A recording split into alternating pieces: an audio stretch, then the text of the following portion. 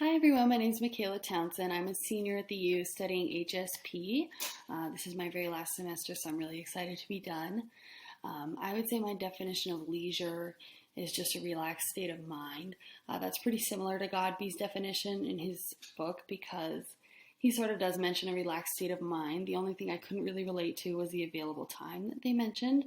I don't think you have to have the time to be leisurely. I think that you can be leisurely at work as long as you're comfortable and feeling relaxed. I think that is considered leisure in my definition.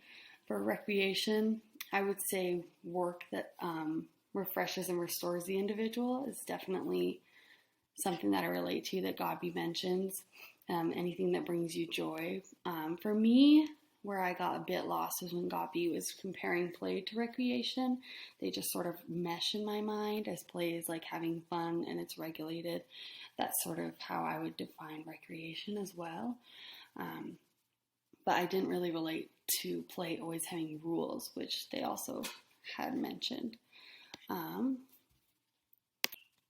For leisure, like I said, I think you can be leisurely at any moment. When I'm intentionally being leisurely, I would say I either go camping, read a book, doing anything relaxing, going to the movies I really like, seeing a movie that I really wanted to see is something that I do for leisure. I think the benefits of leisure is that it takes away stress and gives you confidence because you're sort of comfortable and accepting of what you're doing in that moment, which I think is really healthy for you to do.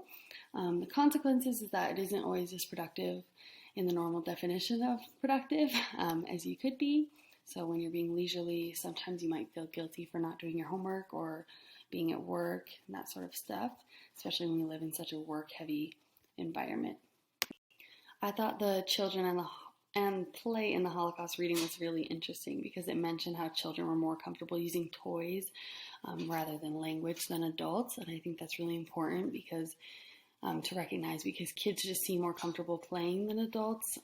They have an easier time being creative and finding joy in things, and I think that the Holocaust is a good example of this. In this really trying time, they have an easier time with recreation and leisure and play than adults did. And it kind of shows how necessary and therapeutic the play can be. Education as plays reading, I also thought was pretty good. Not quite as interesting as Children and Play in the Holocaust was, in my opinion, but I found it to be a really good example of how important art is to learning as well as play is.